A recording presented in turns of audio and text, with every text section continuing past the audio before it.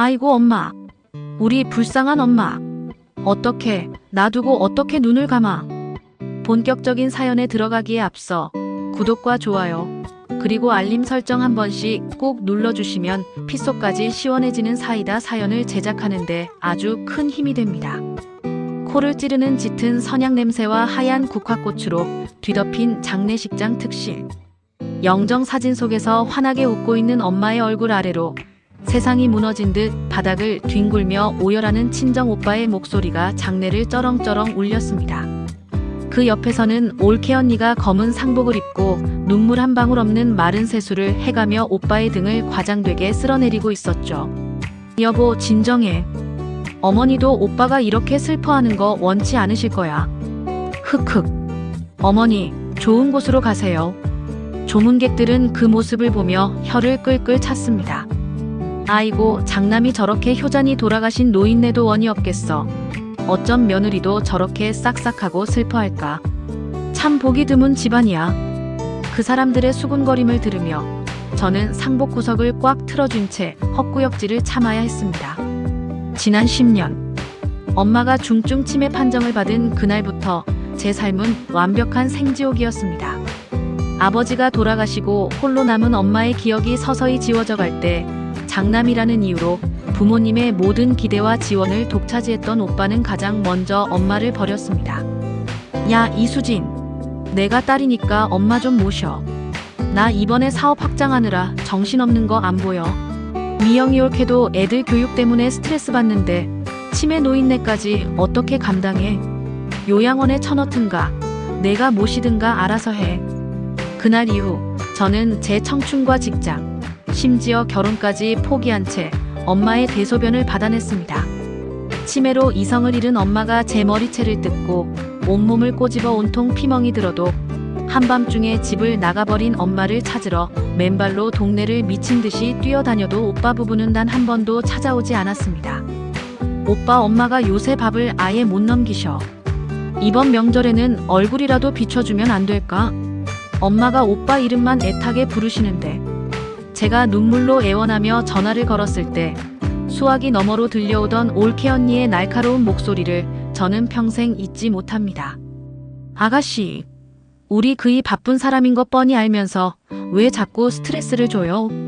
어머니 똥오줌 치우는 게 그렇게 유세해요? 우리가 매달 생활비로 50만 원씩 꼬박꼬박 붙여주는데 그거면 간병인 쓰든가 알아서 해야지. 이번 명절에 우리 하와이로 가족여행 가니까 전화하지 마요. 단돈 50만 원. 그것이 대한민국 최고 대학을 나와 연매출 수십억 원짜리 중소기업을 운영한다는 오빠가 자신을 위해 평생 뼈 빠지게 일했던 늙고 병든 어미에게 던져준 목숨값의 전부였습니다. 결국 저는 부족한 간병비와 병원비를 대기 위해 밤에는 식당 설거지 알바를, 새벽에는 우유 배달을 뛰며 손발이 부르트도록 10년을 버텨냈습니다. 그런데 엄마가 돌아가시자마자 제일 먼저 장례식장 가장 넓은 특실을 잡고 마치 세상에서 제일 가는 효자인 양 조문객들 앞에서 악어의 눈물을 흘리고 있는 저 인간들의 꼬라지를 보고 있자니 피가 거꾸로 솟구쳤습니다. 아이고, 김 대표님. 바쁘신데 어찌 누추한 곳까지 발걸음을 하셨습니까? 조금 전까지 엄마 영정 앞에서 실신할 듯 오열하던 오빠는 값비싼 정장을 입은 거래처 사장들이 들어오자 언제 울었냐는 듯 눈물을 싹 닦고 허리를 90도로 굽히며 아부하기 시작했습니다. 어머니께서 호상으로 가셨습니다. 제가 평생을 지극정성으로 모셨는데 마지막 가시는 길이라도 이렇게 성대하게 치러드려야 제 마음이 편할 것 같아서요. 하, 자자. 이쪽으로 모시겠습니다. 여보. 여기 VIP 테이블에 최고급 수육이랑 굴보쌈 넉넉하게 세팅해.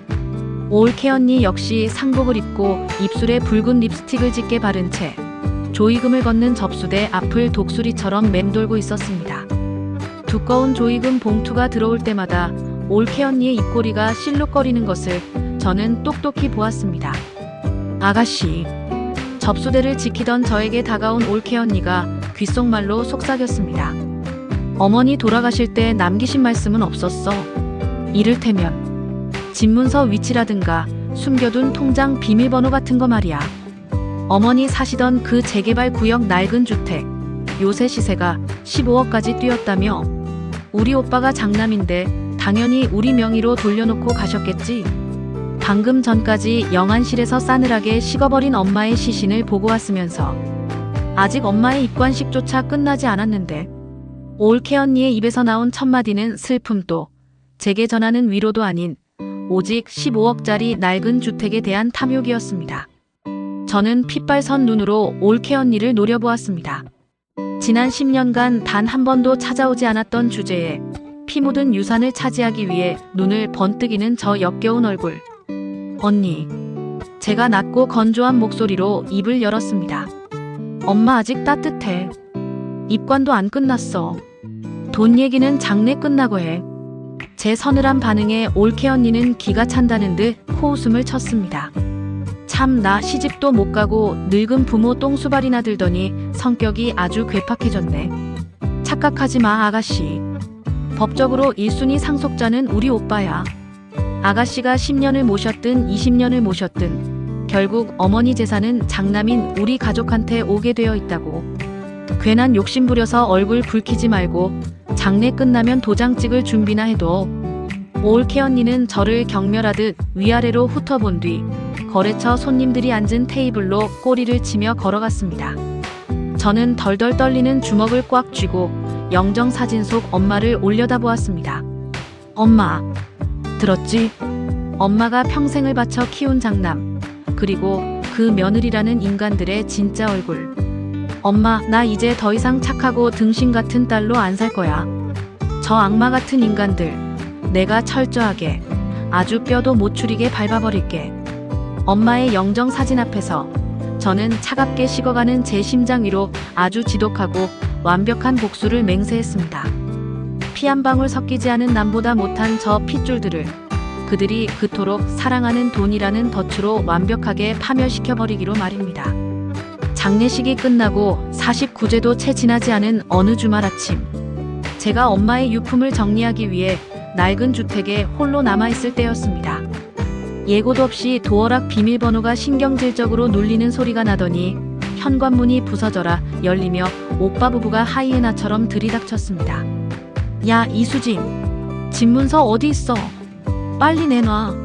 오빠는 흑발로 거실에 들어서자마자 삿대질을 하며 고함을 쳤습니다. 올케 언니는 저를 투명 인간 취급하며 곧장 안방으로 직행하더니 엄마가 쓰던 낡은 자개장과 서랍을 미친 듯이 뒤집어 엎기 시작했습니다. 바닥에는 엄마가 아끼던 오래된 옷가지와 앨범들이 널브러졌고 그들의 눈빛은 오직 돈을 찾는 광기로 번뜩이고 있었습니다. 오빠, 지금 뭐 하는 짓이야? 엄마 아직 49제도 안 끝났어. 유품 정리도 덜 끝난 방을 이렇게 쑤셔놓으면 어떡해. 제가 앞을 가로막으며 소리치자 오빠는 코웃음을 치며 저를 거칠게 밀쳐냈습니다. 바닥에 나동그라진 저를 쳐다보는 오빠의 눈에는 동생에 대한 일말의 연민조차 없었습니다. 유품? 웃기고 있네. 그딴 퀴퀴한 노인네 짐짝들이 무슨 유품이야? 싹 다 쓰레기 봉투에 담아서 버려. 야, 어차피 장남인 내가 상속받는 게 법이야. 넌 시집도 못 가고 여기 얹혀 살았으니까 방 빼줄 날짜나 계산하고 있어. 재개발 확정돼서 이 집 시세가 15억인데 설마 내가 뭐라도 콩고물 하나 주워 먹을 거란 착각은 안 하겠지? 그때 안방에서 금고를 뒤지던 올케 언니가 히스테릭한 목소리로 비명을 질렀습니다. 오빠, 이거 와봐. 노인네 통장의 잔고가 왜 이 모양이야? 1000만 원도 안 남았어. 올케 언니가 흔들어대는 통장을 낚아챈 오빠의 얼굴이 불그락푸르락 달아올랐습니다. 그는 씩씩거리며 저에게 다가와 제 멱살을 틀어쥐었습니다. 야, 이 도둑년아. 너 엄마 연금이랑 모아둔 돈 다 어쨌어? 내가 중간에서 다 빼돌렸지. 10년 동안 똥수발 든다고 유세 떨더니 뒤로는 우리 엄마 돈 다 빼먹고 있었던 거 아니야. 저는 멱살이 잡힌 채로 헛웃음을 터뜨렸습니다. 엄마의 병원비 한 달에 수십만 원씩 들어가는 성인용 기저귀가, 특수식 비용, 그리고 요양보호사 비용까지. 제 청춘과 영혼은 물론이고 제 이름으로 마이너스 통장까지 뚫어가며 버텼던 10년이었습니다. 그런데 저 인간들은 단돈 50만 원 던져준 게 전부면서 이제 와서 저를 돈을 빼돌린 도둑년 취급하고 있었습니다. 나 이거 안 놔. 저는 오빠의 손을 거칠게 뿌리치고 서늘한 눈으로 두 사람을 노려보았습니다. 언니, 오빠. 진짜 양심이 있으면 그딴 소리 입에 담으면 안 되지. 엄마 중환자실 들어갔을 때 수술비 2천만 원만 보태달라고 했을 때 오빠가 뭐라고 했어? 밑 빠진 독에 물 붓기 싫으니까 알아서 해라라고 했잖아. 나 야간 식당 알바 뛰면서 내 대출금으로 병원비 냈어. 엄마 통장 진작에 병원비로 다 바닥난 거 내가 꾸역꾸역 채워 넣으며 살았어. 시끄러워. 어디서 거짓말이야. 좋은 말로 할 때 상속 포기각서에 도장 찍어. 안 그러면 횡령죄로 고소해서 콩밥 먹여줄 테니까. 넌 그냥 출가회인이야, 알아. 당장이라도 저를 때릴 듯이 손을 치켜드는 오빠. 그리고 그 옆에서 팔짱을 낀 채 아가씨, 험한 꼴 보기 전에 주제 파악 좀 해라며 비웃는 올케 언니. 저는 덜덜 떨리는 주먹을 뒤로 숨기고 차갑게 얼어붙은 목소리로 대답했습니다. 그래, 법대로 해. 나도 아주 철저하게 뼈와 살이 분리되도록 법대로 해줄 테니까. 오빠 부부는 15억짜리 낡은 주택을 통째로 꿀꺽할 생각에 축배를 들며 돌아갔겠지만 그들은 제가 얼마나 지독한 도끼를 품고 지난 세월을 버텨왔는지 전혀 알지 못했습니다. 10년의 세월. 오빠가 사업을 핑계로 골프를 치러 다니고 올케 언니가 SNS에 명품 가방과 해외여행 사진을 도배하며 호강할 때 저는 새벽 공기를 가르며 폐지를 줍고 냄새나는 식당 주방에서 그릇을 닦았습니다.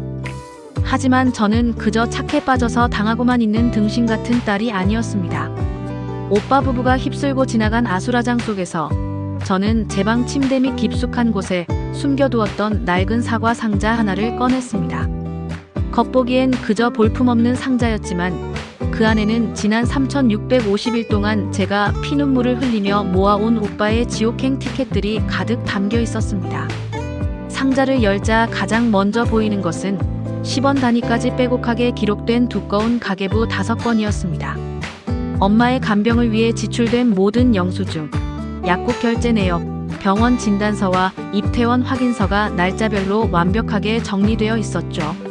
그 밑에는 제가 매일 밤 눈물로 써내려간 간병일지가 있었습니다. 2021년 5월 14일, 엄마가 나를 도둑으로 몰며 빗자루로 때렸다. 오빠에게 전화를 했지만 수신 거부를 당했다. 2022년 11월 2일, 새벽에 맨발로 나간 엄마를 파출소에서 찾아왔다. 올케에게 도움을 요청했으나 짜증을 내며 끊었다. 그리고 가장 결정적인 무기, 바로 외장 하드에 백업해둔 수백 통의 통화 녹음 파일이었습니다. 야, 치매 노인네 버려라. 내 알바 아니라고. 술 취한 오빠의 고함. 아가씨, 똥오줌 치우는 게 유세야? 우리 하와이 가니까 전화하지 마. 올케 언니의 짜증. 생활비 50만 원 줬으면 입 닥쳐. 나 법인카드 한도 꽉 차서 돈 없어. 이 모든 것들은 오빠 부부가 엄마를 의도적으로 방치하고 유기했음을 증명하는 완벽한 법적 증거물이었습니다. 오빠는 장남이라는 타이틀 하나만 믿고 법을 운운했지만 대한민국 상속법은 그렇게 호락호락하지 않다는 것을 저는 뼈저리게 공부하며 준비해 왔습니다. 저는 사과 상자를 품에 안고 그 길로 곧장 제가 1년 전부터 몰래 상담을 받아오던 독종 상속 전문 변호사 김태영 변호사의 사무실로 향했습니다. 수진 씨 오셨습니까? 오빠 쪽에서 드디어 발톱을 드러냈나 보군요. 김 변호사는 테이블 위에 제가 쏟아낸 방대한 자료들을 보며 날카로운 미소를 지었습니다. 세상에, 10년치 간병 기록과 영수증을 이렇게 완벽하게 보존하셨다고요? 오빠분의 유기 정황이 담긴 통화 녹음까지 전부 다요? 수진 씨, 진짜 독하게 버티셨네요. 이걸로 그 인간들 빈털터리로 만들 수 있나요? 15억짜리 내 엄마 집, 절대 저 인간들 손에 1원 한 푼 안 넘어가게 할 수 있습니까? 제 단호한 질문에 김 변호사는 안경을 치켜 올리며 확신에 찬 목소리로 대답했습니다. 수진 씨, 오빠가 주장하는 장남 우선 상속은 쌍팔년도에나 통하던 헛소리입니다. 우리 법에는 기여분이라는 게 있어요. 수진 씨가 홀로 부모님을 부양하며 재산 유지에 특별히 기여한 점이 이 자료들로 100% 입증됩니다. 게다가 오빠가 부양 의무를 저버렸다는 명백한 증거까지 있으니 게임은 끝난 겁니다. 변호사의 말에 10년 묵은 체증이 조금씩 내려가는 기분이었습니다. 하지만 이건 시작에 불과했습니다. 변호사가 서류 한 장을 더 꺼내며 눈을 번뜩였습니다. 그리고 수진 씨가 예전에 알아봐달라고 했던 오빠의 재산 내역 말입니다. 조사해보니 아주 재밌는, 아니 구역질 나는 사실이 하나 나오더군요. 변호사의 입에서 나온 오빠의 추악한 비밀은 저를 다시 한번 분노의 용광로 속으로 밀어넣기에 충분했습니다. 구역질 나는 사실이라니요? 변호사님, 그게 무슨 말씀이십니까? 마른 침을 꿀꺽 삼키는 제 앞으로 김태영 변호사가 두툼한 서류철 하나를 쓱 밀어주었습니다. 서류의 첫 장을 넘기자마자 제 눈을 의심하게 만드는 낯선 등기부등본 하나가 튀어나왔습니다. 소재지 서울특별시 강남구 청담동 아파트 소유자 박미영 올케언니. 이게 뭡니까? 청담동 아파트요? 우리 오빠 분명 사업이 기울어서 빚더미에 앉았다고 엄마한테 매달 50만 원 보내는 것도 마이너스 통장 뚫어서 보내는 거라고 했는데요.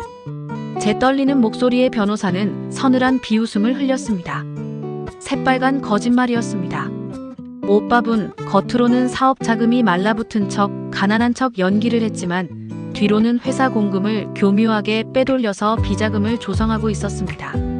그리고 그 비자금으로 5년 전 정확히 어머니의 치매 증상이 막 악화되기 시작했을 무렵에 올케언니 명의로 저 30억짜리 강남 아파트를 현찰 박치기로 매입했더군요. 머리를 망치로 3개 얻어맞은 것 같았습니다. 5년 전 제가 엄마의 밀린 병원비를 내지 못해 원무고 앞에서 무릎을 꿇고 사정하던 그 겨울, 싸구려 식당에서 일하다 남은 쉰내 나는 밥을 비닐봉지에 싸와서 눈물로 삼키던 그 지옥 같은 시간에 저 악마 같은 인간들은 엄마를 방패막이 삼아 거짓말을 하며 한강뷰가 보이는 강남 아파트에서 샴페인을 터뜨리고 있었던 겁니다. 그뿐만이 아닙니다. 수진 씨, 다음 장을 보시죠. 변호사의 손끝이 가리킨 곳에는 제가 전혀 알지 못했던 엄마 고향의 자그마한 땅에 대한 매매 계약서가 있었습니다. 7년 전 기록입니다.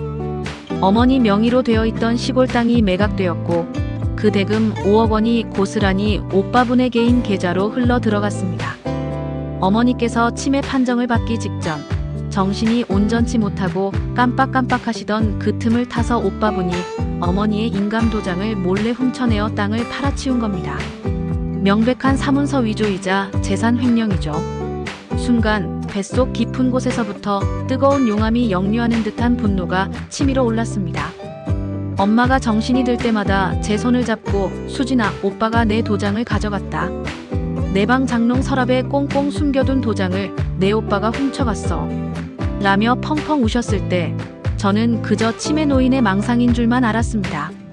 그런데 그게 아니었습니다. 그건 평생 뼈 빠지게 일해 모은 재산을 짐승 같은 자식 새끼에게 도둑맞은 늙은 어미의 처절한 절규였던 겁니다. 덜덜 떨리는 손으로 계약서를 부여잡은 제 눈에서 기어이 도끼 품은 눈물이 뚝뚝 떨어졌습니다. 이게 자식, 엄마가 널 어떻게 키웠는데? 넌 형제가 아니야. 인간의 탈을 쓴 악귀 새끼야. 변호사님, 제가 이를 꽉 깨물고 피가 날 정도로 입술을 지식이며 입을 열었습니다. 이 등기부등본, 그리고 이 매매 계약서, 전부 다 증거로 쓸 수 있는 거죠. 우리 엄마 피 빨아먹고 산 저 인간들, 15억짜리 우리 엄마 집 근처에는 얼씬도 못하게 만들 수 있는 거 맞죠? 김 변호사는 단호하게 고개를 끄덕였습니다. 물론입니다. 상속법에는 특별수익이라는 아주 매서운 조항이 있습니다. 공동상속인 중 누군가가 피상속인 어머니로부터 생전에 집을 사거나 사업 자금을 대주는 등의 명목으로 미리 재산을 받았다면 그건 미리 상속을 받은 것으로 쳐서 남은 유산을 나눌 때 그만큼의 몫을 빼버립니다. 변호사가 펜을 들어 종이 위에 숫자를 적어 내려가기 시작했습니다. 오빠가 훔쳐간 땅값 5억, 그리고 지난 10년간 수진 씨가 온전히 혼자 부담한 간병비와 병원비 약 3억 원. 여기에 수진 씨의 10년치 기여분을 법정 최고 한도로 인정받게 되면 현재 시세 15억짜리 주택에서 오빠분이 가져갈 수 있는 몫은 단 1원도 남지 않게 됩니다. 아니, 오히려 수진 씨에게 부당이득을 토해내야 하는 상황이 오죠. 토해낸다고요? 네. 오빠 쪽에서 상속을 요구하며 소송을 걸어오면 우리는 이 자료들을 바탕으로 유류분 반환과 과거 양육비 및 부양료 청구 소송으로 역공을 펼칠 겁니다. 강남 아파트에 가압류를 걸어버리면 저쪽은 피가 마를 수밖에 없습니다. 듣기만 해도 10년 묵은 체증이 뻥 뚫리는 완벽한 금융치료 시나리오였습니다. 하지만 저는 여기서 만족할 수 없었습니다. 그저 법대로 재산을 지키는 것만으로는 제 10년의 지옥과 엄마의 눈물을 보상받을 수 없었으니까요. 변호사님, 재판으로 가면 시간이 오래 걸리겠죠? 저 인간들이 법정에서 구역질 나는 거짓말로 빠져나갈 구멍을 만들지도 모르고요. 저는 품에서 오빠 부부가 장례식장에서 내밀었던 봉투들을 꺼내 테이블 위에 던졌습니다. 저 인간 평소에 자기가 최고 대학 나와서 세상에서 제일 똑똑한 줄 아는 아주 오만방자한 인간입니다. 남의 말은 귓등으로도 안 듣고 하도 거드름을 피우고 다녀서 자기 눈앞에 있는 서류조차 꼼꼼히 안 읽는 버릇이 있죠. 제 눈빛이 차갑게 번뜩이는 것을 본 변호사가 흥미롭다는 듯 몸을 앞으로 기울였습니다. 그래서 수진 씨, 무슨 계획이라도 있으십니까? 네. 소송으로 끌고 가서 진흙탕 싸움을 하기 전에 그 인간 스스로 자기 목에 밧줄을 걸고 단두대 버튼을 누르게 만들 겁니다.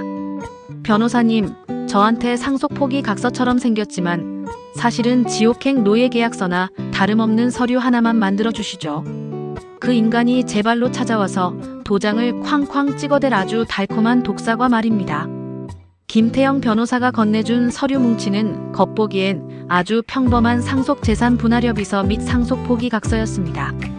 하지만 그 안에는 오빠의 오만함을 겨냥한 치명적인 독소 조항들이 아주 교묘하고 촘촘한 법률 용어들 사이에 따리를 틀고 숨어 있었습니다. 제4조 2항. 본인 장남은 과거 피상속인 어머니의 부동산 매각 대금 5억 원을 사전 증여받은 특별수익임을 전적으로 인정하며 피상속인의 투병 기간 10년 동안 동생이 수진이 단독으로 부담한 간병비, 병원비 및 재반 대출 금액 3억 원을 본인의 상속 지분에서 전액 공제하여 상환할 것에 동의한다. 만약 상환액이 상속분을 초과할 시 본인의 개인 자산 부동산, 법인 지분 포함을 처분하여 즉시 변제한다.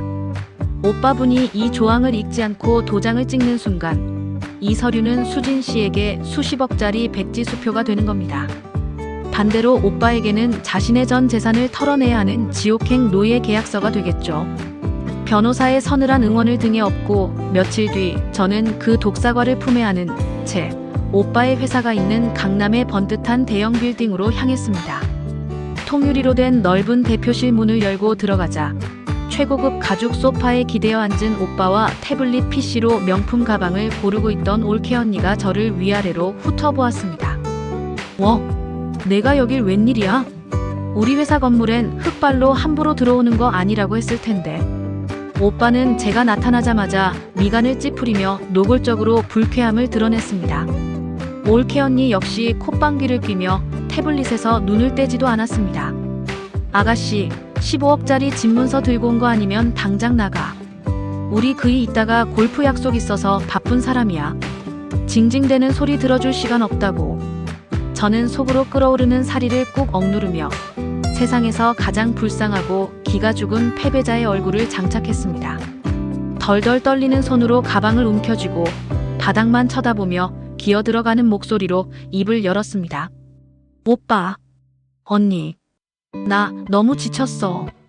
매일 밤마다 엄마가 꿈에 나와서 울고 대출금 이자 갚으라고 은행에서는 독촉장 날아오고 나 진짜 이러다 길바닥에서 죽을 것 같아. 오빠 말대로 소송이고 뭐고 다 포기할게. 오빠가 장남이니까 엄마 집 오빠가 다 가져가. 제 입에서 포기라는 단어가 나오자마자 태블릿을 보던 올케 언니의 고개가 휙 돌아갔습니다. 오빠 역시 눈을 번쩍 뜨며 입가에 숨길 수 없는 희열을 머금었습니다. 먹잇감을 발견한 승냥이 떼처럼 두 사람의 눈빛이 탐욕으로 번들거렸습니다. 꺼봐. 내가 뭘 했어. 진작에 주제 파악하고 기어들어올 것이지 사람 피곤하게 만들고 있어. 올케 언니가 득이양양하게 쏘아붙이자 오빠는 거드름을 피우며 자리에서 일어나 제 앞에 테이블로 다가왔습니다. 하, 그래, 수진아. 진작 이렇게 오빠 말을 들었어야지. 내가 무슨 돈이 있고 빽이 있어서 나랑 법대로 싸우겠냐? 가족끼리 얼굴 붉히지 말고 좋게 좋게 가자고 했잖아. 그래, 서류는 가져왔어. 저는 가방에서 김 변호사가 만들어준 그 독사과 서류를 조심스럽게 꺼내 테이블 위에 올려놓았습니다. 그리고 마지막 미끼를 던졌습니다. 대신 조건이 있어. 나 당장 다음 주에 방 빼면 갈 데가 없잖아. 지난번에 언니가 적선해주겠다던 그 500만 원. 그거라도 먼저 통장으로 쏴줘. 그 돈으로 고시원 보증금이라도 내게. 돈 입금되면 여기 상속재산 분할협의서에 내 인감 찍힌 거 넘겨줄 테니까 밑에 오빠 도장만 찍어서 등기소 가져가면 돼. 500만 원이라는 알량한 푼돈에 목을 매는 제 처절한 연기에 오빠 부부는 서로를 쳐다보며 비열한 웃음을 터뜨렸습니다. 푸아, 야 미영아, 당장 저 거지 같은 기집애 계좌로 500만 원 쏴줘라. 15억짜리 집이 굴러 들어왔는데 그깟 500만 원이 돈이냐? 옛다 오빠가 불쌍해서 주는 팁이니까 떨어져서 밥이나 주워 먹고 살아라. 올케 언니가 낄낄거리며 스마트폰으로 이체를 완료하는 동안 오빠는 금고에서 자신의 붉은색 인감 도장을 꺼내 들었습니다. 제 심장이 미친 듯이 쿵쾅거리기 시작했습니다. 제발, 제발 읽지 마라. 내 그 알량한 오만함으로 서류의 작은 글씨 따위는 무시해버려라. 속으로 수천 번을 기도하며 저는 숨을 죽였습니다. 오빠는 서류를 휙휙 넘겼습니다. 굵은 글씨로 쓰인 상속재산주택에 대한 모든 권리를 박민수에게 귀속한다라는 문장만 확인한 오빠의 입꼬리가 귀밑까지 찢어졌습니다. 바로 그 아래 빽빽하게 적힌 제사조 이양 특별수익 인정 및 부당이득 반환 의무라는 지옥의 문구는 거들떠보지도 않았습니다. 그는 자신이 세상에서 제일 똑똑하고 완벽한 승리자라고 착각하고 있었으니까요. 하하, 끝났다. 이제 그 15억짜리 재개발 딱지는 온전히 내 거다. 쾅, 쾅, 쾅. 대표실의 고요한 공기를 가르고 오빠의 인감 도장이 서류의 날일란에 선명하고 붉게 찍혀 내려가는 소리가 경쾌하게 울려 퍼졌습니다. 인주가 묻은 도장이 종이와 맞닿을 때마다 제 10년의 한과 눈물이 시원하게 보상받는 듯한 쾌감이 온몸의 솜털을 쭈뼛 서게 만들었습니다. 야 이수진, 돈 입금됐지? 이제 이 서류 내 거니까 넌 당장 내 회사에서 꺼져. 그리고 이번 주말까지 집구석에 있는 내 쓰레기 짐들 다 빼놔라. 용역 불러서 다 쓸어버리기 전에. 오빠는 도장이 찍힌 서류 한 부를 챙겨 들고는 저를 향해 축객령을 내렸습니다. 저는 고개를 푹 숙인 채 오빠의 인감이 완벽하게 찍힌 나머지 서류 한 부를 제 가방 깊숙한 곳에 찔러 넣었습니다. 가방 지퍼를 채우는 제 손끝은 환희로 가볍게 떨리고 있었습니다. 응, 알았어 오빠. 나갈게. 그 서류 정말 잘 챙겨놔. 아, 잔말 말고 가라니까. 어휴 냄새나. 제가 대표실 문을 열고 복도로 빠져나오는 순간 지금까지 바닥을 향해 있던 제 고개가 천천히 들렸고 불쌍한 척 짓고 있던 패배자의 표정은 봄눈 녹듯 사라졌습니다. 대신 그 자리에는 피도 눈물도 없는 사냥꾼의 차갑고 서늘한 미소가 완벽하게 자리 잡았습니다. 그래, 실컷 웃어둬라. 내가 방금 신나게 도장 찍은 그 종이 쪼가리가 내 숨통을 끊어놓고 강남 아파트까지 싹 다 날려버릴 수십억짜리 시한폭탄인 줄도 모르고 유리문 너머로 15억을 공짜로 얻었다며 샴페인 잔을 부딪히고 있는 오빠와 올케 언니의 실루엣을 바라보면 저는 통쾌한 걸음으로 빌딩을 빠져나왔습니다. 자, 이제 멍청한 사냥감이 제 발로 덫에 걸려들었으니 놈들의 목줄을 사정없이 낚아챌 진짜 사냥을 시작할 차례였습니다. 오빠가 그 지옥행 노예 계약서에 인감 도장을 쾅쾅 찍은 지 정확히 일주일 뒤 자신이 15억짜리 재개발 주택을 공짜로 삼켰다며 매일 밤 지인들을 불러 고급 일식집과 와인바에서 축배를 들던 오빠의 핸드폰으로 청천벽력 같은 문자 메시지 한 통이 날아들었습니다. 법원 알림 채권자 이수진이 제기한 가압류 신청 인용. 채무자 박민수의 법인 계좌 및 박민수, 박미영 공동 명의의 자산에 대한 강제 집행이 시작되었습니다. 이게 뭐야? 법원 알림. 가압류. 술에 취해 침대에 누워있던 오빠는 소스라치게 놀라며 상체를 일으켰습니다. 옆에서 팩을 붙이고 있던 올케 언니 역시 눈을 동그랗게 떴죠. 여보, 그게 무슨 소리야? 가압류라니? 우리 청담동 아파트에 뭐가 걸렸다고? 그 순간 오빠의 회사 재무팀장에게서 다급한 전화가 걸려왔습니다. 수화기 너머로 들려오는 팀장의 목소리는 사시나무 떨듯 사정없이 흔들리고 있었습니다. 네, 대표님. 지금 큰일 났습니다. 법원에서 집행관들이 들이닥쳐서 대표님 개인 계좌는 물론이고 회사 주거래법인 계좌까지 전부 다 묶어버렸습니다. 당장 내일 거래처 결제 대금이랑 직원들 급여가 나가야 하는데 출금이 완전히 막혔습니다. 뭐야? 어떤 미친놈이 내 회사 계좌를 묶어? 당장 알아봐. 오빠가 이성을 잃고 악을 쓰며 소리쳤습니다. 그 채권자 이름이 이수진이라고 되어 있습니다. 대표님 친동생분 아닙니까? 이수진? 오빠의 머릿속이 순간 하얗게 탈색되었습니다. 그 멍청하고 불쌍한 기집애가 고작 500만 원에 눈이 멀어 집문서를 넘겨주고 고시원으로 기어 들어간 줄 알았던 동생이 자기 회사 목줄을 쥐고 흔들고 있다닌 도저히 믿기지 않는 현실이었습니다. 그날 오후 오빠와 올케 언니는 얼굴이 험악하게 구겨진 채 제가 있는 김태영 변호사의 사무실로 들이닥쳤습니다.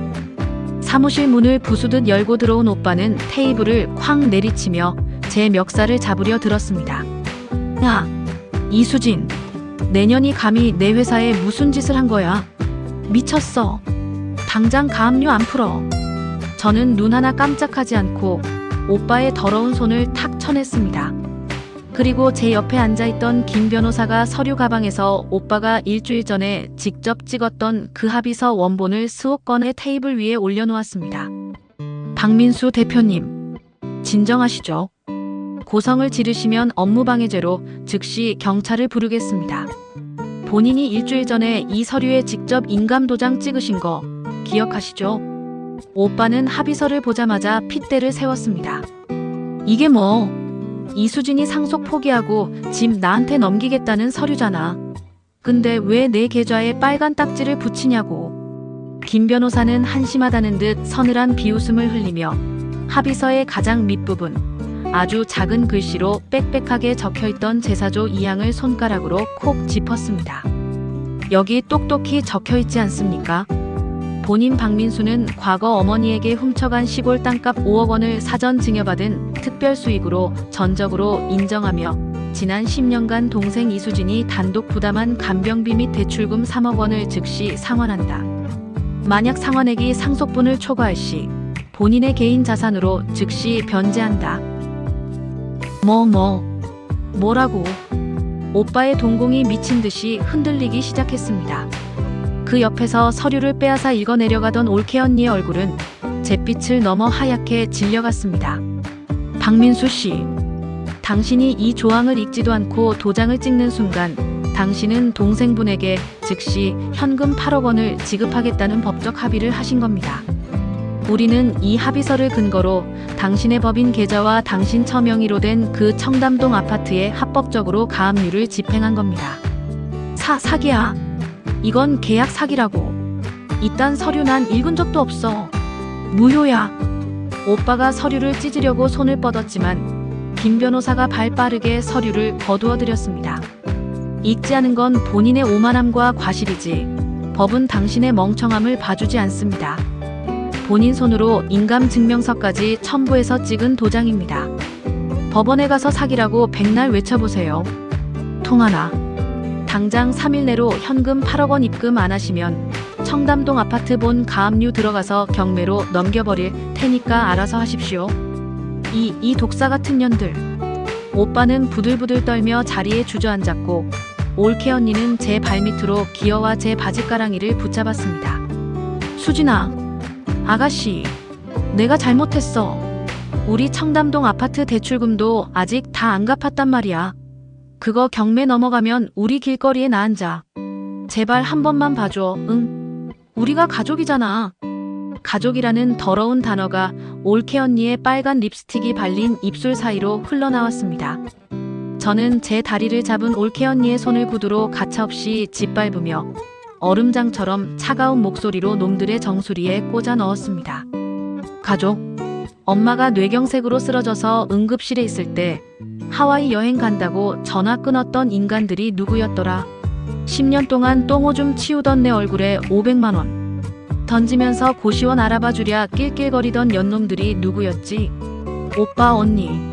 내 10년의 지옥을 고작 8억으로 퉁 쳐주는 걸 감사하게 생각해. 이제 너희들이 피눈물 흘리며 지옥으로 걸어 들어갈 차례니까. 야, 이수진. 내가 인간이야. 핏줄을 상대로 이런 끔찍한 짓을 꾸며.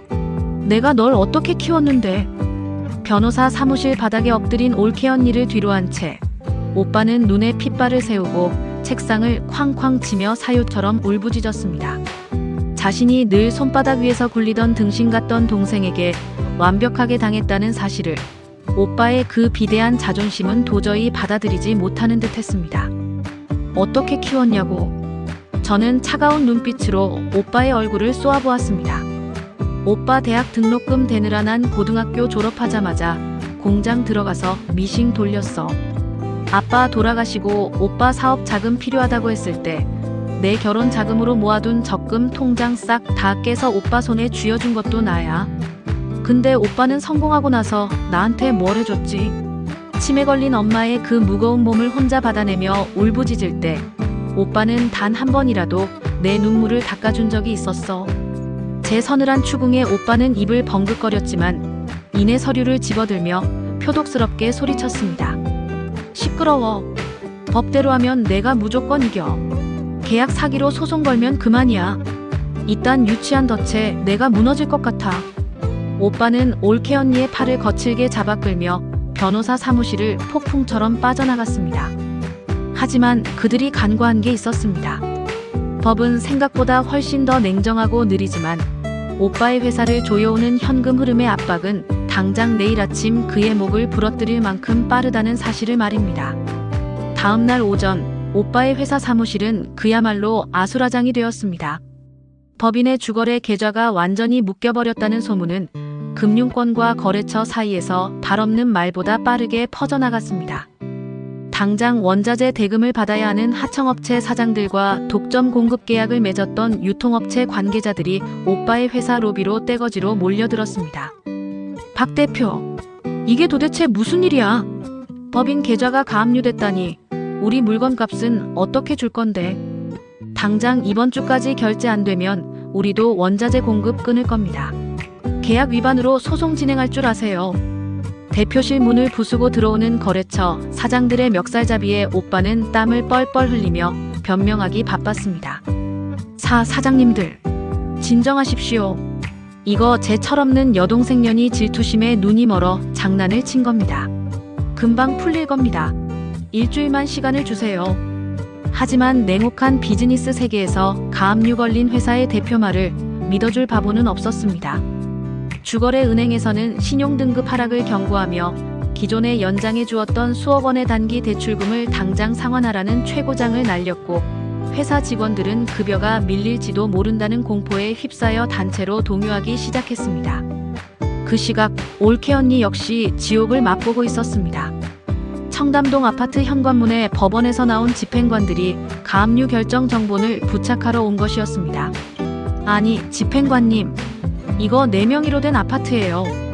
우리 남편 빚인데 왜 내 집에 이런 더러운 딱지를 붙여요? 올케 언니가 비명을 지르며 뜯어말렸지만 집행관들은 단호했습니다. 채권자가 제출한 합의서에 박미영 씨 본인의 지분 및 연대 책임 조항이 명시되어 있습니다. 적법한 절차에 의한 가압류인이 훼손하시면 형사처벌을 받습니다. 동네 주민들이 수군거리며 쳐다보는 라운지 한복판에서 올케 언니는 얼굴을 가린 채 주저앉아 오열했습니다. SNS에 명품 가방과 한강뷰를 자랑하며 세상 부러울 것 없는 사모님 행세를 하던 그녀의 화려한 모래성이 단 일주일 만에 처참하게 부서져 내리고 있었습니다. 그리고 그 주 금요일 저녁 제 핸드폰으로 오빠에게서 한 통의 문자 메시지가 도착했습니다. 일주일 전에 그 오만함은 온데간데였고 도끼와 비굴함이 엉망으로 섞인 문장이었습니다. 이수진, 내가 이겼어. 만나자. 돈 줄 테니까 당장 이 지옥 같은 가압류부터 풀어. 저는 침대에 누워 그 문자를 보며 소리 없이 비열하게 웃었습니다. 오빠, 돈을 준다고 해서 끝날 무대인 줄 알았어. 8억은 오빠를 단두대 위로 올리기 위한 입장권이었을 뿐이야. 이제 진짜 단두대의 칼날이 떨어질 시간이야. 추적추적 비가 내리는 금요일 밤, 시내 변두리의 한 한적한 카페. 일주일 전만 해도 강남의 화려한 대표실에서 다리를 꼬고 앉아 저를 벌레 보듯 내려다보던 오빠의 모습은 온데간데 없었습니다. 테이블 맞은편에 앉은 오빠는 일주일 사이에 폭삭 늙어버린 노인처럼 초췌해져 있었습니다. 눈 밑은 거뭇하게 죽어 있었고 고급 맞춤 정장 상의는 빗물에 젖어 엉망으로 구겨져 있었죠. 다리를 미친 듯이 떨며 담배를 피워 물려는 오빠의 손가락이 사시나무 떨듯 사정없이 흔들렸습니다. 담배 꺼 오빠. 여기 금연이야. 그리고 나 바쁜 사람이야. 할 말만 간단하게 해. 제 차가운 목소리에 오빠는 담배를 재떨이에 신경질적으로 비벼 껐습니다. 그러고는 이가 부딪히는 소리를 내며 서류 가방에서 빳빳한 수표 다발과 계좌 이체 확인증 서류를 제 앞으로 툭 던지듯 내밀었습니다. 자, 여기 8억. 내가 요구한 돈 정확하게 맞춰왔어. 내 개인 비자금 탈탈 털고 청담동 아파트 담보로 사채까지 끌어다 썼어. 당장 내일 아침이면 거래처 결제. 대금 안 나가서 내 회사 부도나게 생겼단 말이야. 돈 줬으니까 당장 내 그 사기꾼 같은 변호사한테 전화해서 가압류 풀어. 당장. 오빠는 카페가 떠나갈 듯 고함을 지르며 테이블을 내리쳤습니다. 주변에 몇 안 되는 손님들이 놀라 우리 쪽을 쳐다보았지만 저는 눈 하나 깜짝하지 않고 테이블 위에 놓인 8억 원짜리 서류들을 천천히 들어 올렸습니다. 손끝에 닿는 빳빳한 종이의 촉감. 이 돈은 오빠가 피땀 흘려 번 돈이 아니었습니다. 엄마의 시골 땅을 훔쳐 팔아치운 돈, 회사 직원들의 고열을 짜내어 올케언니 명의로 숨겨두었던 그 더러운 비자금의 결정체였습니다. 10년 동안 제가 새벽 공기를 마시며 우유를 배달하고 쉰내 나는 식당 주방에서 손이 부르트도록 일할 때 저 인간들이 청담동 고급 아파트에서 비웃으며 누렸던 그 탐욕의 대가였습니다. 8억 원이라. 저는 서류를 한 장 한 장 넘겨보며 나직하게 으쪼렸습니다. 그래, 오빠. 고생했네. 일주일 만에 이 거금을 만들어 오느라 아주 뼈가 깎이는 고통이었겠어. 사채까지 끌어다 썼다니 참 장남으로서 눈물겨운 노력이야. 비꼬지 마. 돈 줬으면 약속을 지켜야 할 거 아냐. 가압류 서류 들고 당장 법원에 취하서 제출하라고. 오빠가 당장이라도 제 가방을 빼앗아 갈 듯이 상체를 앞으로 쑥 들이밀며 윽박질렀습니다. 하지만 저는 그 서류들을 그대로 제 가방 깊숙한 곳에 집어넣고는 등받이에 몸을 깊숙이 기대며 아주 느긋하고 서늘한 미소를 지어 보였습니다. 오빠, 내가 가압류를 걸 때 썼던 서류. 제목이 뭐였는지 기억해? 뭐? 상속재산 분할협의서잖아. 내가 상속 포기하는 대신 내가 돈 주겠다고 한 거. 틀렸어. 저는 가방에서 김태형 변호사가 새로 작성한 법원 접수증 한 장을 꺼내 오빠의 얼굴 앞에 툭 던졌습니다. 오빠의 시선이 종이 위에 굵은 글씨로 향하는 순간 오빠의 얼굴에서 핏기가 일순간에 싹 가셔버렸습니다. 소송 접수 증명서 마이너스 원고 이수진 피고 박민수, 박미영 사건명 과거 부양료 청구 및 사문서 위조에 따른 부당이득 반환 소송. 이게 무슨 소리야? 돈을 줬는데 왜 또 소송이야? 오빠가 의자에서 굴러떨어질 듯이 놀라며 비명을 질렀습니다. 오빠가 준 이 8억은 일주일 전에 오빠가 직접 도장 찍었던 합의서 제사조 2항에 명시된 과거 엄마 땅 가로챈 돈 5억과 내가 지난 10년간 대출받아 쓴 간병비 3억을 상환한 것뿐이야. 즉, 이건 오빠가 나한테 진 빚을 갚은 거지. 엄마의 15억짜리 주택 상속과는 완전히 별개의 문제라는 뜻이야. 뭐라고?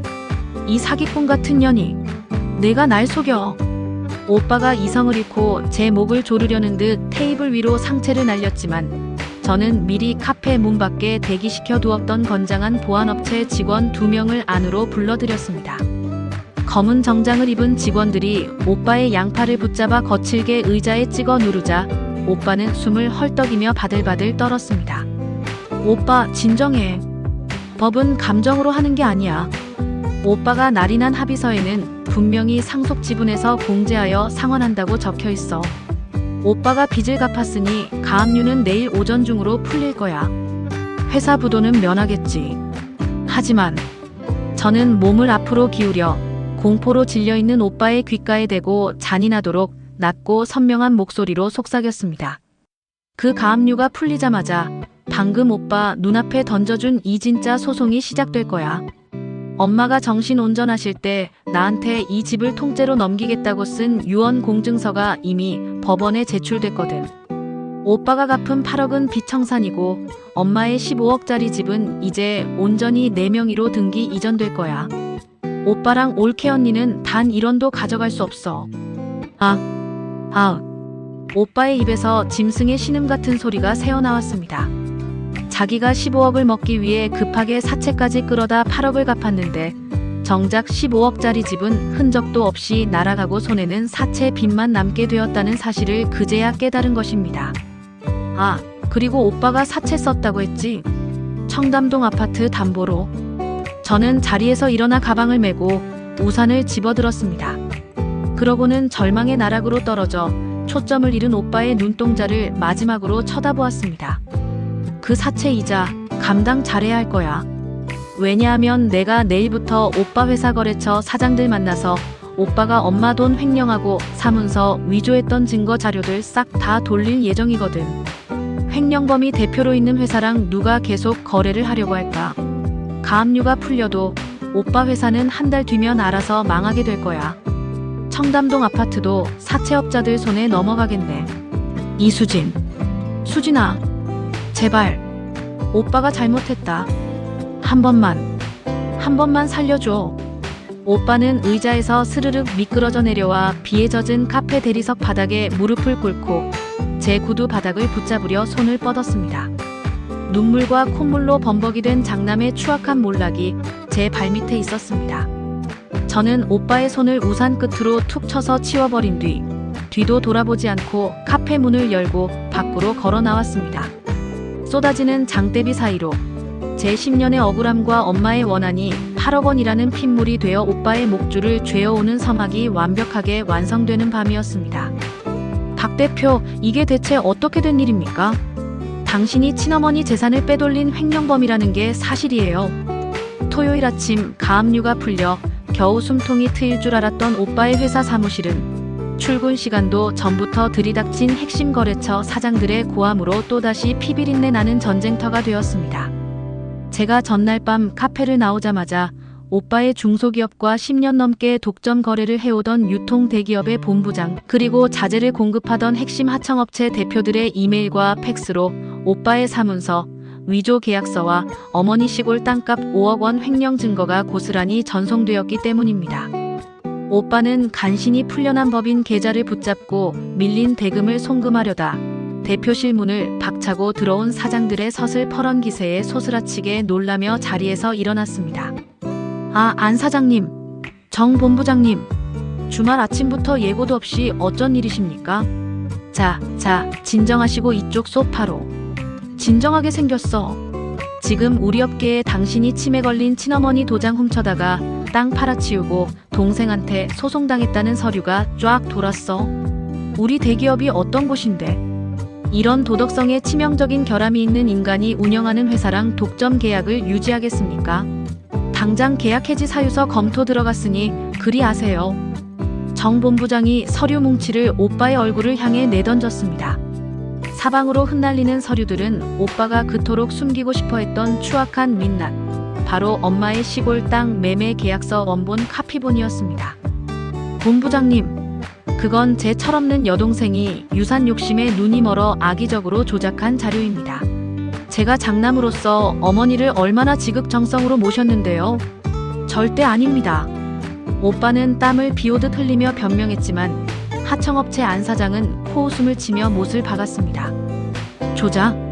박 대표, 당신 여동생이 지난 10년 동안 밤낮으로 알바 뛰면서 어머니 병원비 대느라 신용불량자 직전까지 갔다는 거 우리 마누라가 다니는 병원 원무과 통해서 이미 다 확인했어.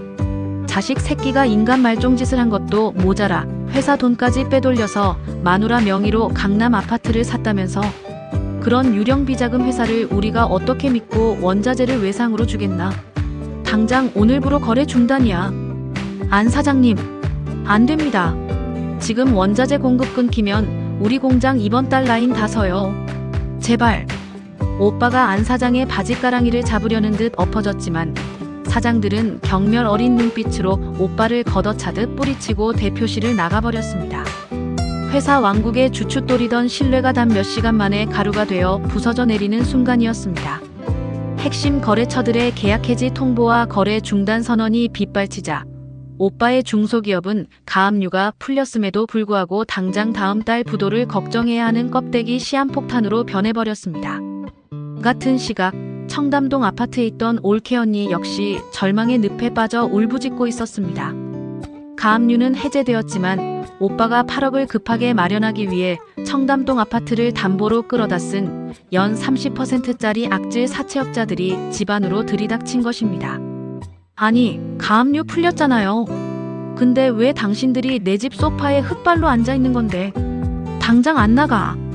올케 언니가 악을 쓰며 소리쳤지만 검은 반팔 티셔츠 사이로 문신을 드러낸 사채업자는 이쑤시개를 씹으며 가소롭다는 듯 웃었습니다. 아줌마, 목소리 좀 낮춰. 박민수 대표가 어제 서명한 차용증 안 보여. 원금 8억에 이자만 매달 2천만 원이야. 선이자 떼고 줬는데 다음 달부터 이자 밀리면 이 아파트 바로 우리한테 명예 넘어오게 특약 걸려있어.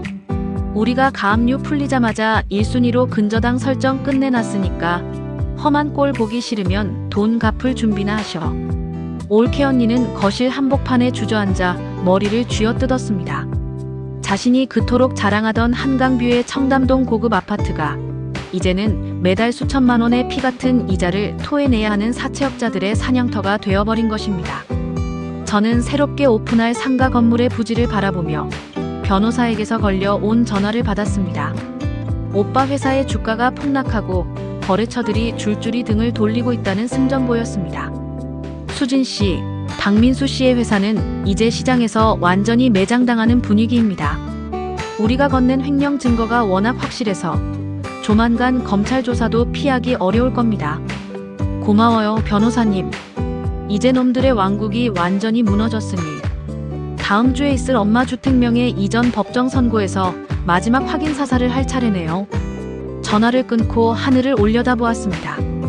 먹구름이 걷히고 찬란한 햇살이 제 얼굴을 비추고 있었습니다. 10년간 저와 엄마를 짓밟았던 장남의 오만한 탑이 자신들이 그토록 사랑하던 탐욕의 무게를 이기지 못하고 스스로 무너져 내리는 서막이었습니다. 사기야. 이건 완벽한 무효라고.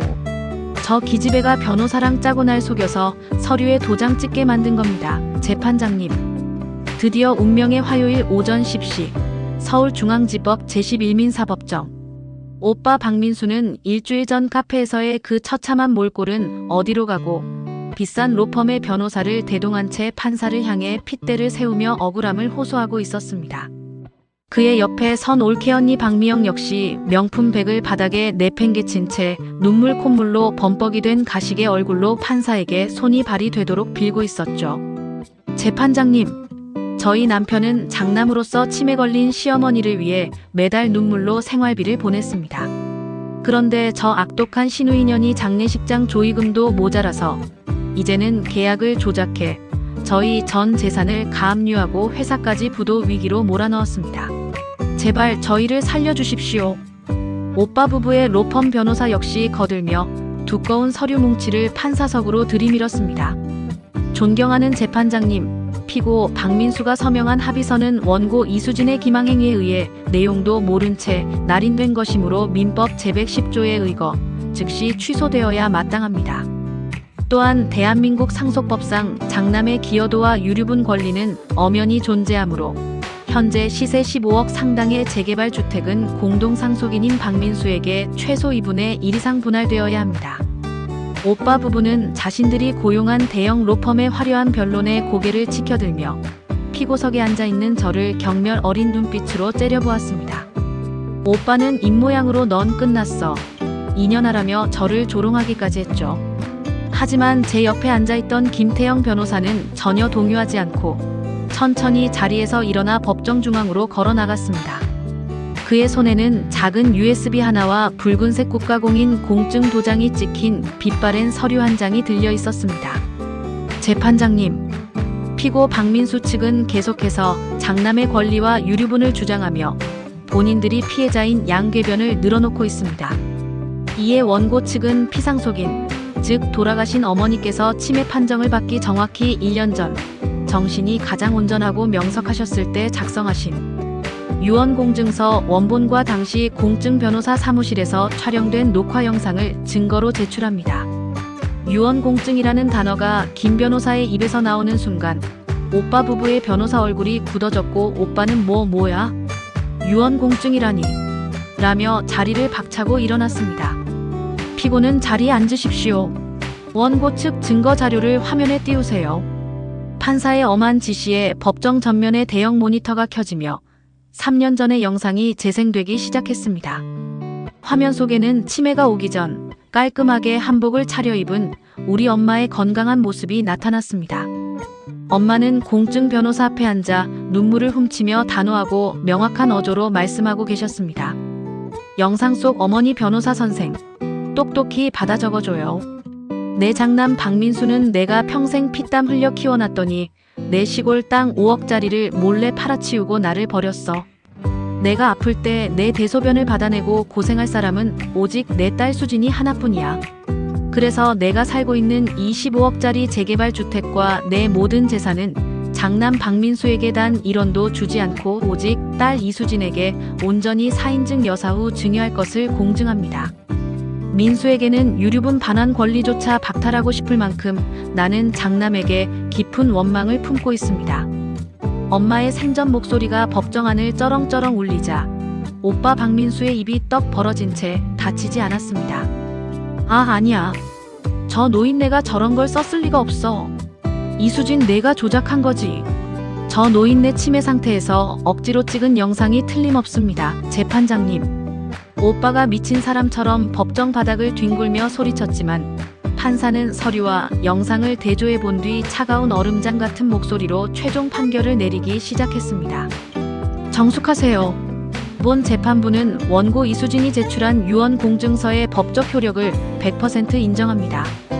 피상속인의 유지가 명확하고 공증 절차에 아무런 하자가 없으며 도리어 피고 박민수가 과거 피상속인의 재산 5억 원을 무단으로 편취한 특별수익이 입증되므로 피고의 유류분 반환 청구는 전면 기각합니다. 따라서 서울 재개발구역에 위치한 시세 15억 주택의 소유권을 원고 이수진에게 온전히 이전할 것을 선고합니다. 탕! 법정을 울리는 판사의 의사봉 소리는 오빠 부부에게는 사형 선고와도 같았습니다. 아니야. 15억이. 내 15억이 다 날아갔다고. 장남인 내가 왜 빈털털이야. 오빠는 머리를 감싸 쥐고 법정 바닥에 주저앉아 대성통곡을 하기 시작했고 옆에서 그 모습을 보던 올케 언니 박미영은 15억. 내 청담동 아파트 사채 빚 어떡해. 라며 중얼거리더니 일순간에 눈이 뒤집히며 대리석 바닥 위로 쿵 소리를 내고 그대로 기절해버렸습니다. 법정 안이 기절한 올케와 울부짖는 오빠로 인해 아수라장이 된 그 순간 저는 자리에서 천천히 일어나 그들을 싸늘하게 내려다보았습니다. 엄마 들었지? 엄마 집 내가 온전하게 지켜냈어. 저 인간들이 탐내던 그 15억이 이제 저 인간들의 목을 매달 동아줄이 될 거야. 저는 쓰러진 올케와 오열하는 오빠를 비웃으며 승리자의 당당한 걸음으로 법정 문을 열고 걸어 나왔습니다.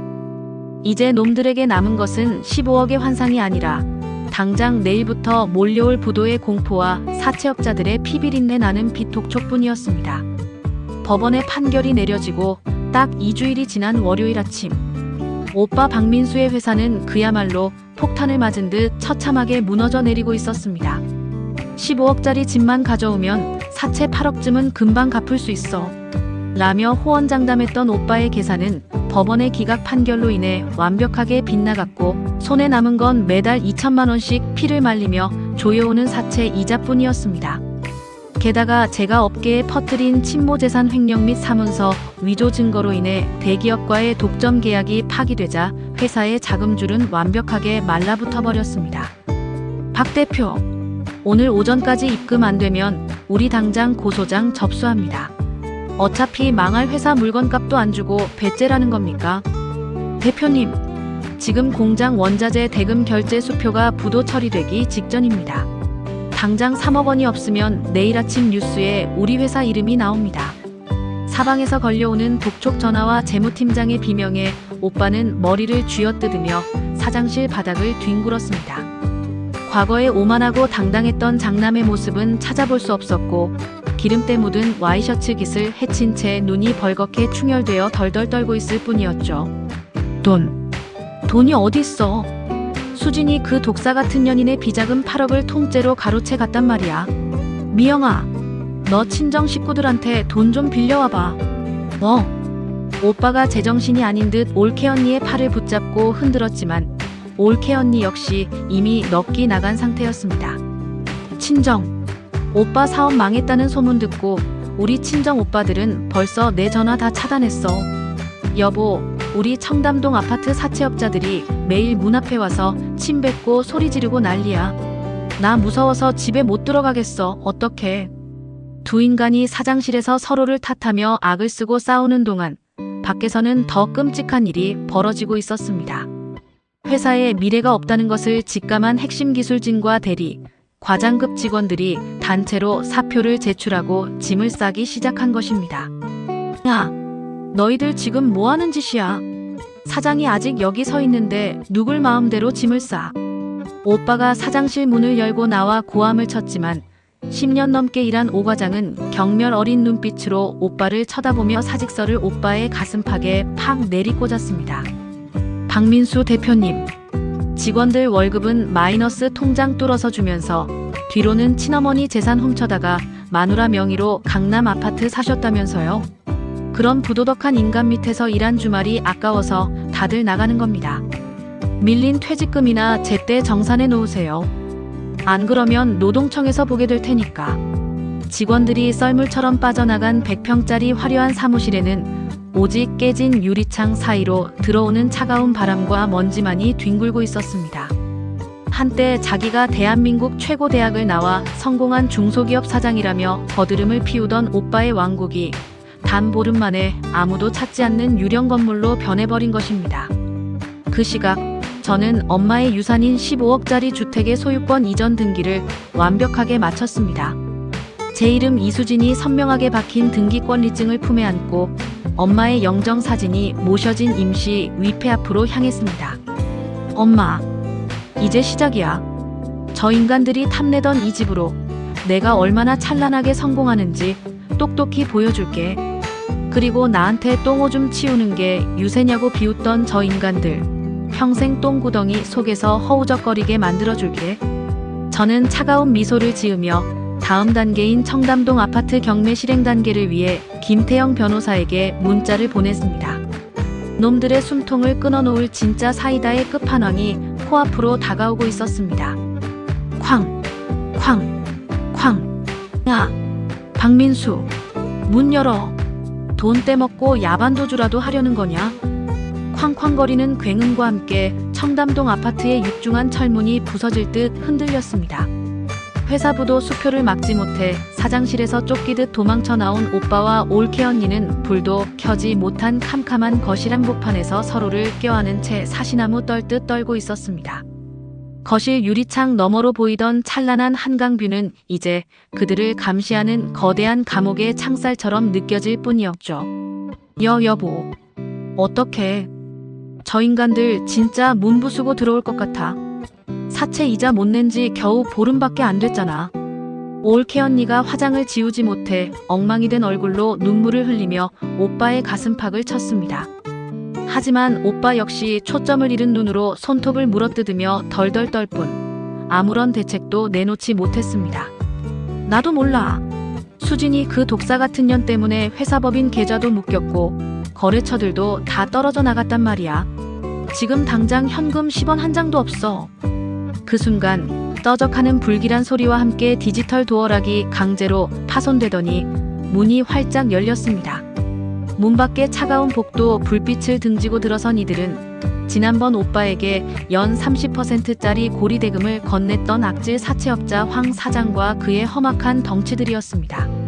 아이고, 우리 박 대표님 여기 숨어 계셨네. 전화는 왜 자꾸 꺼두실까 서운하게.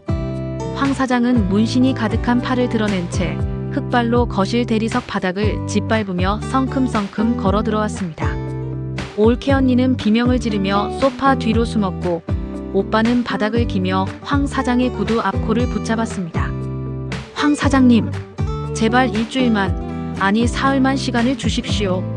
제가 어떻게든 회사 공장을 처분해서라도 이자는 꼭. 공장 처분? 야, 박민수. 내 공장 이미 다른 채권자들이 가압류 걸어서 경매 넘긴 거 우리가 모를 줄 알았냐? 껍데기만 남은 새끼가 어디서 약을 팔아. 황 사장은 오빠의 손을 거칠게 걷어차 버린 뒤 품에서 붉은색 압류 딱지 뭉치를 꺼내 들었습니다. 약속대로 첫 달 이자 2천만 원 밀렸으니까 오늘부로 이 청담동 아파트 매매 계약서 특약 발동한다. 야 애들아, 이 집 구석에 있는 명품 백이고 가구고 나발이고 눈에 보이는 대로 딱지 다 붙여라. 그리고 당장 이번 주말까지 짐 싸서 나가. 안 나가면 강제로 끌어내릴 테니까. 아니야, 이 집 내 이름으로 된 거야. 당신들이 뭔데 딱지를 붙여. 나 이거 놓으라고. 올케 언니가 미친 여자처럼 소리를 지르며 황 사장이 들고 있던 압류 딱지를 빼앗으려 들었지만 건장한 덩치들에게 밀려 거실 바닥에 처참하게 나동그라졌습니다. 그들이 목숨보다 아끼고 SNS에 매일 같이 자랑하던 수백만 원짜리 수입 소파, 이탈리아제 대형 TV, 그리고 안방 장롱에 가득했던 명품 가방과 롤렉스 시계 위로 사정없이 붉은색 압류 딱지가 쾅쾅 붙기 시작했습니다. 자신들이 시누이인 저를 고시원으로 내쫓으며 비웃던 그 강제 퇴거의 비극이 이제는 자신들의 숨통을 죄어오는 현실이 된 것입니다. 그 시각 저는 청담동 아파트 단지 앞길 건너편에 세워둔 제 차 안에서 아파트 창문으로 붉은 딱지를 붙이는 불빛들을 차갑게 지켜보고 있었습니다.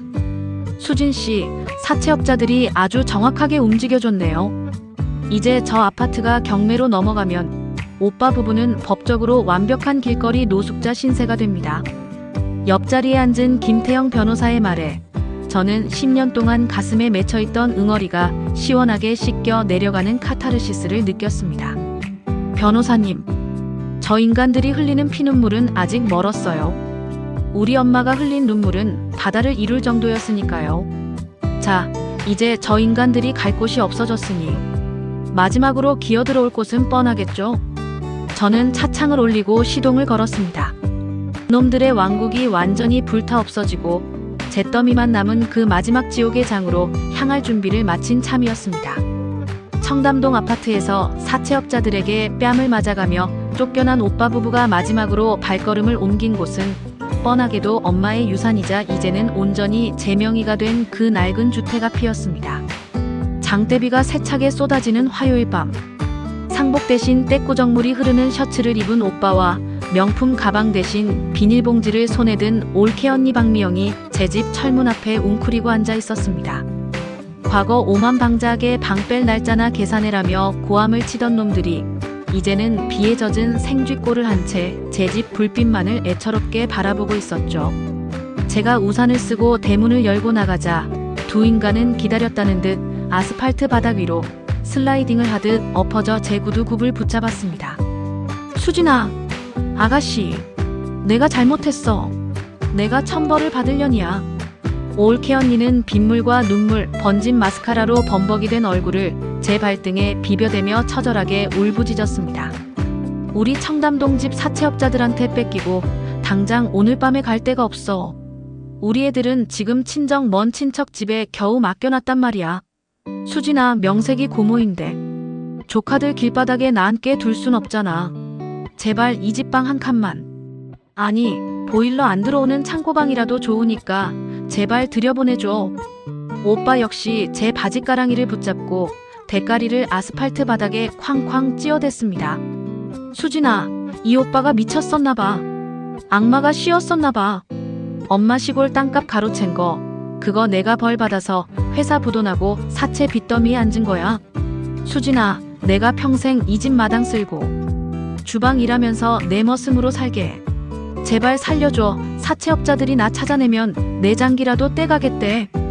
자신들이 힘이 있고 돈이 있을 때는 아픈 어미에게 단돈 50만 원 던져주며 유세 부리지 말라고 저를 식모 취급하더니 이제 지옥의 벼랑 끝에 몰리자 가족이니 고모니 하는 징그러운 단어들을 방패막이 삼아 구걸을 하고 있었습니다.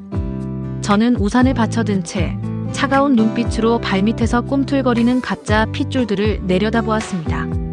제 심장은 분노를 넘어 지독한 허무함과 경멸로 가득 차 있었습니다. 오빠, 언니.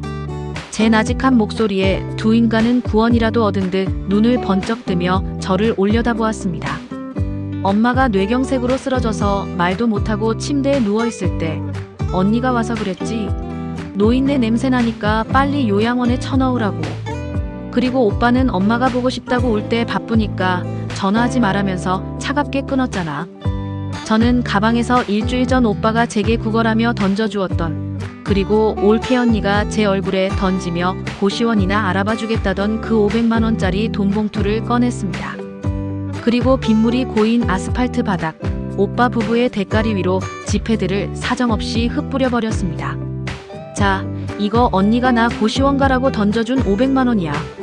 내가 이 돈은 안 쓰고 고스란히 모셔뒀거든. 이거 주워서 당장 내 눈앞에서 사라져. 지폐들이 빗물에 젖어 오빠와 올케 언니의 얼굴에 착착 달라붙었습니다. 올케 언니는 비명을 지르며 젖은 돈을 줍기 시작했고 오빠는 허공을 향해 손을 뻗으며 절규했습니다.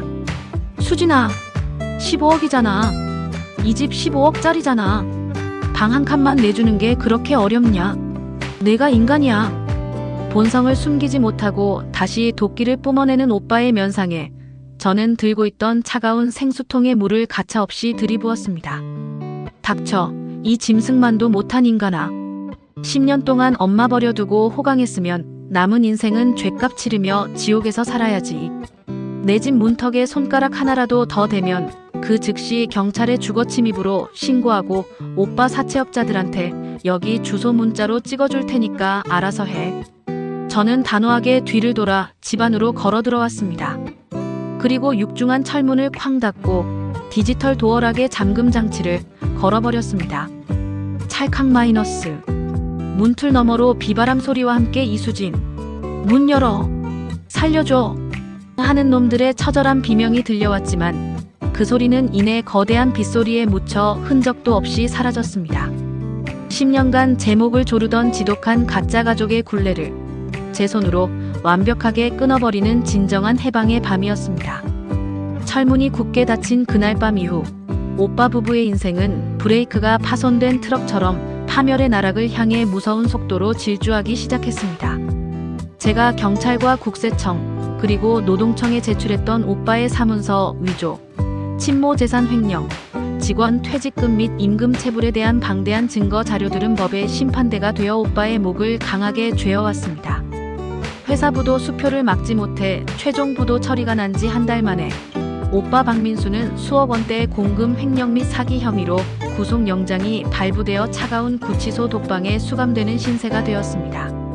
평생 대한민국 최고 대학을 나왔다며 거드름을 피우고 남들 머리 꼭대기 위에서 군림하려던 장남의 화려한 외왕국이 포승줄에 묶인 채 완전히 끝장나버린 것입니다. 이게 다 너 때문이야. 내가 그 잘난 강남 아파트에 미쳐서 장남인 내 길을 죽이지만 않았어도 내가 회사 돈에 손을 대진 않았어. 뭐라고? 당신이 무능해서 회사를 말아먹어놓고 이제 와서 내 탓을 해. 당장 이혼해. 당신 같은 범죄자 자식 새끼라는 오명 우리 애들한테 절대 안 물려줄 테니까. 구치소 면회실에 차가운 유리창을 사이에 두고 오빠와 올케 언니는 서로를 향해 핏대를 세우며 저주를 퍼부었습니다. 20년 동안 세상에서 가장 고상하고 유복한 척 위선을 떨던 부부의 실체는 돈줄이 마르고 빚더미에 앉자마자 서로의 살점을 물어뜯는 추악한 괴물에 불과했던 겁니다. 결국 올케 언니 박미영은 오빠에게 이혼 소송을 제기한 뒤 사채업자들이 가압류를 걸어 경매로 넘어간 청담동 아파트의 매각 대금조차 한 푼 건지지 못하고 쫓겨났습니다. SNS에서 수만 명의 팔로워를 거느리며 강남 사모님 행세를 하던 그녀의 현재 주소지는 시내 변두리의 한 음침하고 낡은 보증금 없는 고시원 단 한 칸이 되었습니다. 명품 가방을 들던 손에는 매일 아침 구청에서 나누어주는 공공근로용 빗자루와 쓰레기 봉투가 들려 있었고, 매일 저녁 고시원 공용 주방에서 남이 먹다 남은 딱딱한 찬밥에 물을 말아 삼키며 피눈물을 흘리는 처참한 신세가 되었습니다. 반면 놈들이 그토록 삼키고 싶어했던 엄마의 15억짜리 주택은 완벽하게 제 자산이 되어 찬란한 빛을 발하기 시작했습니다. 저는 소유권 이전 등기가 끝나자마자 시공사와 계약을 맺고 그 낡은 주택을 허문 자리에 세련된 5층짜리 신축 상가 건물을 올리기 시작했습니다.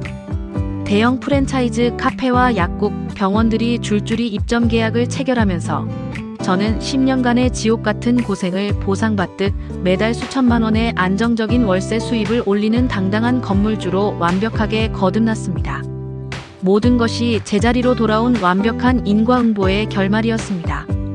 남의 피눈물을 짜내어 쌓아올린 가짜성은 결국 자신들이 판 무덤이 되었고, 10년 동안 묵묵히 부모에게 효도하며 도끼를 품었던 딸은 마침내 가장 높은 곳에서 찬란한 승리의 축배를 들어 올리게 된 것입니다.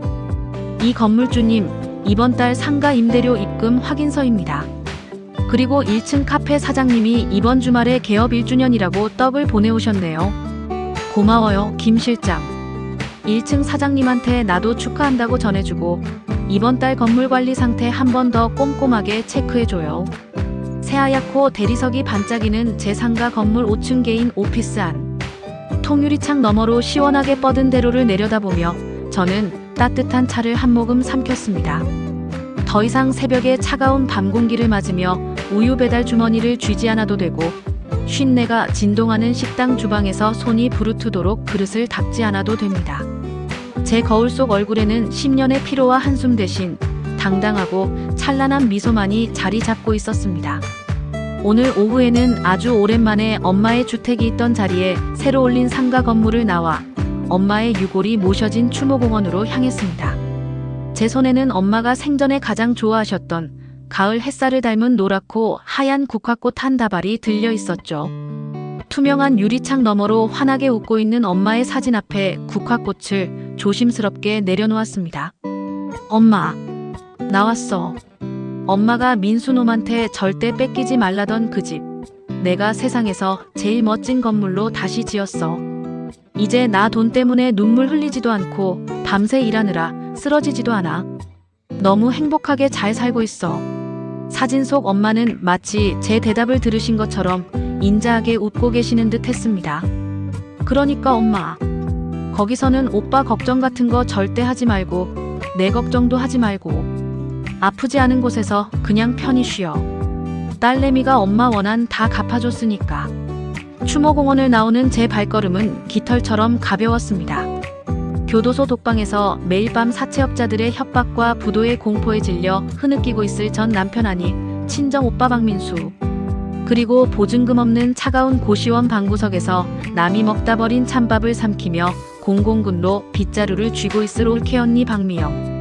돈과 허영에 미쳐 천륜을 저버렸던 인간들은 자신들이 뿌린 탐욕의 씨앗을 마지막 한 톨까지 하차먹으며 평생을 지옥에서 보내게 될 것입니다. 시청자 여러분, 가족이라는 이름이, 핏줄이라는 단어가 무조건적인 희생을 강요하는 족쇄가 되어서는 안 됩니다. 나를 기생충처럼 갉아먹고 내 부모의 피눈물을 짜내는 가짜 핏줄이라면 과감하게 도려내고 나 자신의 행복을 찾는 것이 하늘에 계신 부모님께 보답하는 진짜 효도이자 정답이더라고요. 10년의 지옥을 견뎌내고 찬란한 아우토반을 달리게 된 저 이수진의 기나긴 사이다 복수국, 끝까지 들어주셔서 진심으로 감사합니다. 여러분의 인생에도 언제나 당당하고 시원한 사이다만 가득하시길 바라며, 마지막으로 구독과 좋아요로 지연씨의 앞날을 함께 응원해주세요. 저는 더 멋진 삶으로 완벽한 복수를 완성해 나가겠습니다. 감사합니다.